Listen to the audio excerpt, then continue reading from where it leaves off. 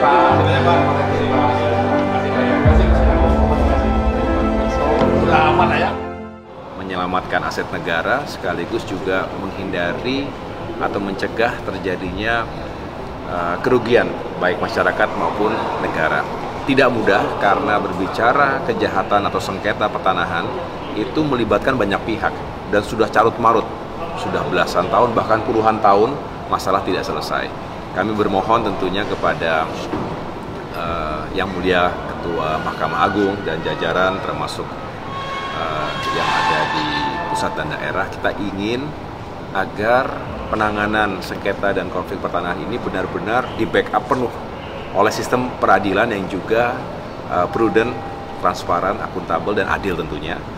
Karena Satgas Anti Mafia Tanah yang sudah berjalan selama ini, kolaborasi yang sangat baik dengan jajaran kepolisian dan kejaksaan, ini juga tentunya perlu mendapatkan jaminan bahwa di sistem peradilannya juga tidak ada oknum-oknum yang terlibat, justru membuat masalah semakin keruh dan bahkan menyebabkan ketidakadilan. Nah, dari itu semua kami juga kemudian bersepakat bahwa seringkali juga bukan karena ada niat yang buruk, tetapi perbedaan persepsi, perbedaan definisi. Contohnya antara tanah negara dengan tanah milik negara.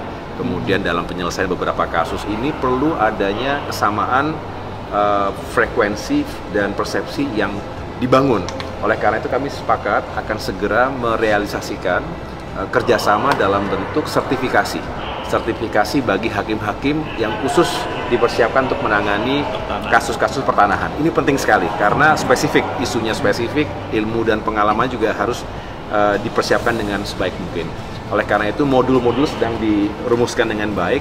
Mudah-mudahan tidak lama lagi, 1-2 bulan ke depan ini bisa kita selenggarakan semacam workshop, kemudian juga eksekutif program, latihan, diklat, dan lain sebagainya yang benar-benar saling berbagi lessons learned, karena kita berbasis pada kasus atau studi kasus 1, 2, dan seterusnya yang spesifik di isu-isu pertanahan.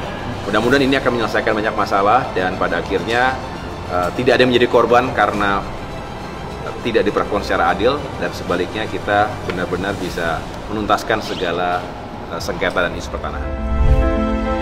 Karena nanti terlambat kayak kita